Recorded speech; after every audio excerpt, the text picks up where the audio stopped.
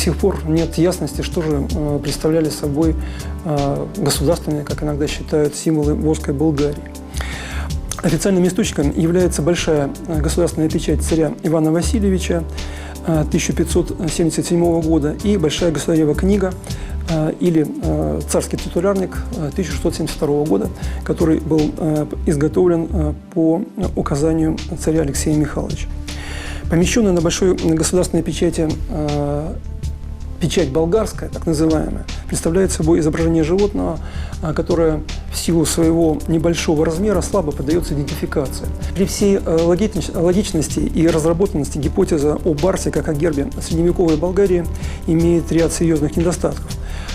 Связаны эти недостатки с некорректным использованием разновременных и разнохарактерных археологических материалов.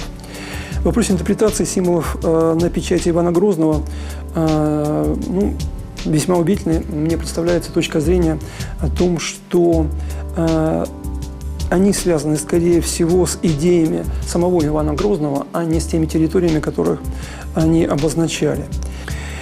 Принято считать, что в царском титулярнике помещено изображение белого барса, несущего христианское знамя, представляющее собой пурпуровое полотнище с двумя клиновидными концами и поделенное на 4 части прямым золотым крестом. Казалось бы, при столь крупном и детально прорисованном изображении сомнений относительно того, что здесь воспроизведено, возникать не должно.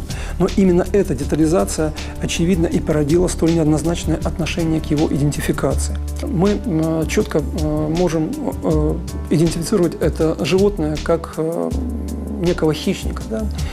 На печати из дневника Корба это уже четко совершенно агнец, который несет христианское знамя. Особо отметим связь изображения Корба и манифеста о полном гербе Всероссийской империи, который был утвержден императором Павлом I в 1800 году. Здесь также имеется изображение в зеленом поле белого агнца с золотым сиянием около головы, и в правой передней лапе этого агнца имеется христианское знамя. Однако возникает вопрос, можно ли опираться лишь на эти источники в изучении визуальных символов болгарского государства.